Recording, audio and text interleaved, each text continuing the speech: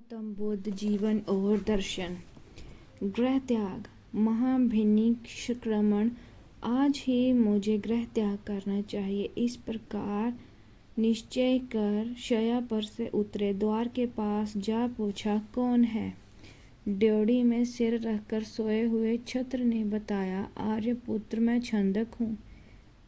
मैं आज महाभिनिष्क्रमण करना चाहता हूँ। मेरे लिए एक घोड़ा तैयार करो।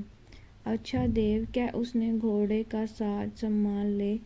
घोड़सार में जा सुगंधित तेल के जलते प्रतिदीपकों के प्रकाश में सुभूषित वितान तले सुंदर जगह पर खड़े अश्वराज कंथक को देखकर आज मुझे इसे ही तैयार करना चाहिए सोच कंथक को ही तैयार किया।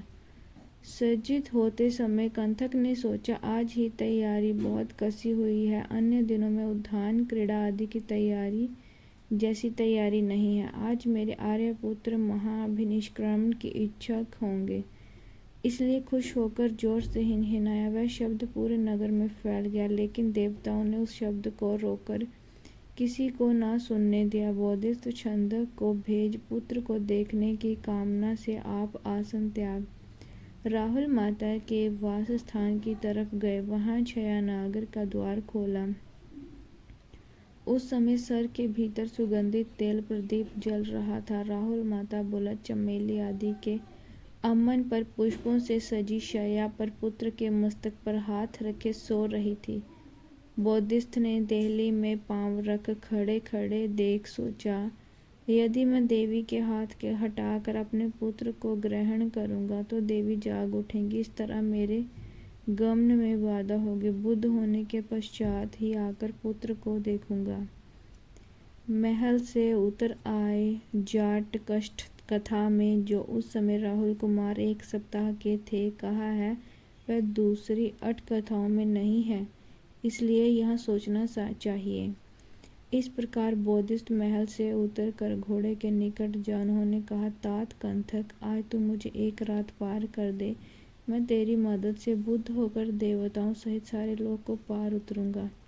फिर कूद कर कंथक की पीठ पर सवार हुए। कंथक गर्दन से लेकर पूंछ तक उठा रहा, हाथ लंबा, उसकी तरह महाकाय बल वेग संपन्न, धूले शंख समान सर्व श्वेत वर्ण का था।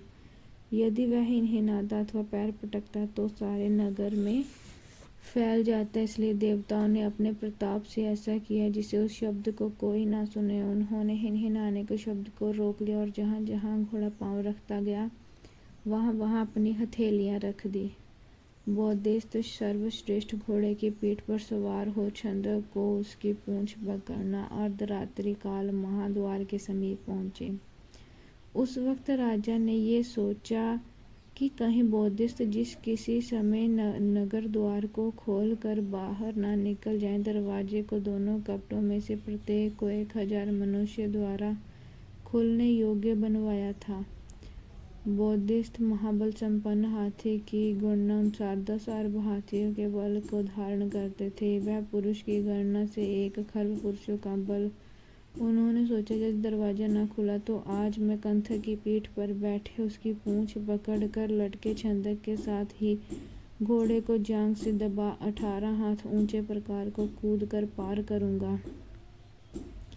छंदक ने भी सोचा, अगर द्वार न खुला तो मैं आर्यपुत्र को कंधे पर बैठा कंथक को दाहिनी हाथ में बगल में दबा प्रकार लांग जाऊंगा। कंथक ने सोचा, अगर द्वार नहीं खुला तो मैं अपने स्वामी को उस प्रकार पीठ पर बैठे ही पूंछ पकड़कर लटकते छंदक के साथ ही प्रकार को लांग जाऊंगा। यदि दरवाजा न खुलता तो तीनों में से प्रत्येक सोचे अनुसार करता। लेकिन द्वार में रहने वाले देवता ने दरवाजा खोल दिया। उस समय बोधिस्थ को लौटने की इच्छा से आकाश में खड़े हो मार ने कहा, मार्श मत निकलो। आज से 7वें दिन तुम्हारे लिए चक्र रत्न प्रकट होगा। 2000 छोटे द्वीपों के साथ 4 महाद्वीपों पर राज्य करोगे।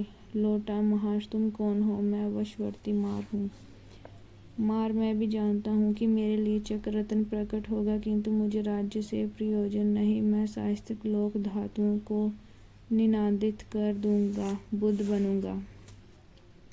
आज से जब कभी तुम्हारे हृदय में कामना संबंधी, वर्तक द्रोही संबंधी वितर्क या हिस्सा संबंधी वितर्क उत्पन्न होगा तो तब मैं तुम्हें समझाऊंगा। कह मौके की प्रतीक्षा में कंचपी पृथक न होते हुए छाया की भांति पीछा करने लगा। बोधिस्थ हाथ में आए चक्रवर्ती राज्य के प्रति अपेक्षा रहित हो उसे लोष्टवत त्याग आषाढ़ की पूर्णिमा को उत्तराषाढ़ नक्षत्र में निकले। लेकिन नगर से निकलकर उन्हें फिर नगर देखने की इच्छा पैदा हुई। चित्त में ऐसा विचार होते ही महापृथ्वी कुमार के चक्के की तरह कांपी, मानो कह रही थी कि महापुरुष तूने लौटकर देखने का काम कभी नहीं किया। बोधिस्थ जहाँ से मुख फेर कर नगर को देखा, उस स्तूप प्रदेश में कंथक निर्वर्तन चैत्य का चिन्ह बना। वह गंतव्य मार्ग की ओर कंथक का मुख फेर अत्यंत सत्कार और महान श्री सौभाग्य के साथ चले। उस समय देवताओं ने सम्मुख 60,000, पीछे 60,000, दाहिनी तरफ 60,000 और बाईं तरफ भी 60,000 मशाल धारण किए। दूसरे देवताओं ने चक्र वालों के द्वार समूह पर मशालों का उलंकाओं को धारण किया और भी दूसरे देवताओं तथा नाग स्वर्ण आदि के दिव्य गंध माला चूर्ण धूप से पूजा करते परिजात पुष्प, मंदार पुष्प घने बादलों की दृष्टि के समय बरसाती धाराओं की भांति आकाश आच्छादित हो गया। उस समय दिव्य संगीत हो रहे थे। चारों तरफ 60 प्रकार के अषड लाख बाजे बज रहे थे। समुद्र के उदर में मेघ गर्जन काल की तरह युगंधर की कुक्षी में सागर निर्दोष काल सुदृश्य हो रहा था। इस श्री और सौभाग्य के साथ जाते हुए बोधिस्थ एक ही रात्रि में 3 राज्यों को पार कर 30 योजन की दूरी पर अनोमा नामक नदी के तट पर पहुंचे।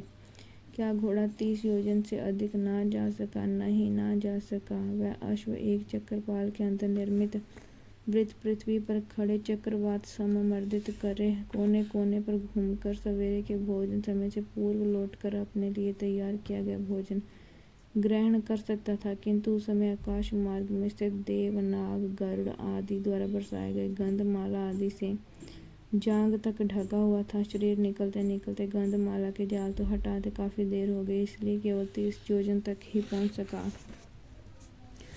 गौतम का संन्यास। तब बोधिस्थ के नदी के तट पर खड़े हो छंदक से पूछा, इस नदी का क्या नाम है? देव, अनोमा है। हमारी भी प्रवज्ञा अनोमा होगी। एड़ी से रगड़कर घोड़े की इशारा किया। घोड़ा छलांग मारकर 8 श्रृंग चौड़ी नदी को दूसरे किनारे पर खड़ा हुआ। बोधिस्थ ने घोड़े की पीठ से उतरकर रुपहले रेशम जैसी बालू का तट पर खड़े होकर छंदक को कहा, सौम्य छंदक, तू मेरे आभूषणों तथा कंठक को लेकर जा, मैं प्रवज्जित होऊंगा। देव, मैं प्रवज्जित होऊंगा, मुझे प्रवज्ञा नहीं मिल सकती, लौट जा, 3 बार कहकर बोधिस्थ उसे आभरण और कंठक सौंप सोच पड़ गया। ये मेरे केश रमण भाव के योग्य नहीं और बोधिस्थ ने केश काटने योग्य दूसरा कोई नहीं, इसलिए स्वयं ही खड्ग से इन्हें काट दूंगा। दाहिने हाथ में तलवार ले बाएं हाथ से मोर सहित जूड़े को काट दिया। केश सिर्फ 2 उंगली के होकर दाहिनी तरफ से घूमकर सिरक में चिपक गए। फिर जिंदगी भर उनका वही परिमाण रहा। मूछ दाढ़ी भी उनके अनुसार ही हो गई। फिर सिर दाढ़ी मुंडाने की जरूरत नहीं। बोधिस्थ ने गोर सहित जूड़े को ले आकाश में फेंक दिया और सोचा, अगर मैं बुद्ध हूँ तो यह आकाश में ही ठहरे, नहीं तो धरती पर आ गिरे। वह चूड़ामणि वेष्ट योजन भर ऊपर जाकर आकाश में ही ठहर गया। शुक्र देवराज ने दिव्य दृष्टि से देख उपयुक्त रत्न में करंड में ग्रहण कर क्षत्रिय श्लोक चूड़ामणि चैत्य की स्थापना की। बोधिस्थ ने सुगंध युक्त मोर को काट कर आकाश में फेंक दिया। उसने करंड को ग्रहण शिरोए धारण किया। उसके बाद बोधिस्थ ने सोचा, ये काशी के बने वस्त्र भिक्षु के लायक नहीं है। यह कश्यप बुद्ध कालीन के पुराने मित्र घटिकार महाब्रह्मा के बुद्धंत्र बीतने पर जाप अप्राप्त मित्र भाव के कारण सोचा, आज मेरे मित्र महाविकरण किया है, मैं उसके लिए भिक्षु की आवश्यकताएं ले चलूंगा। योग में युक्त भिक्षु के लिए 3 चीवर, पात्र, उस्तरा, सुई, काया बंधन और पानी छानने का वस्त्र, ये 8 वस्तुएं होती हैं। इन 8 को लाकर बोधिस्थ को दिया। बोधिस्थ ने अर्हता ध्वजा को धारण कर श्रेष्ठ प्रवज्ञा रूप को ग्रहण कर ले छंदक को प्रेरित किया। छंदक, मेरी बात से माता पिता का आरोग्य कहना। छंदक बोधिस्थ की वंदना तथा प्रदक्षिणा कर चला गया। बोधिस्थ की छंद के साथ हुई बात को सुना, किंतु कंथक ने अब मुझे फिर स्वामी का दर्शन नहीं होगा। सोच आंखों से ओझल होने का शोक असहनीय होने के कारण वह कलेजा फटकर मर गया तथा क्षत्र सिंह भवन के कंथक नामक देवपुत्र हो पैदा हुआ। चंद को पहले एक ही शोक था, किंतु कंथक की मृत्यु के कारण अब दूसरे शोक से भी पीड़ित हो रोता हुआ वह नगर को चल पड़ा। धन्यवाद।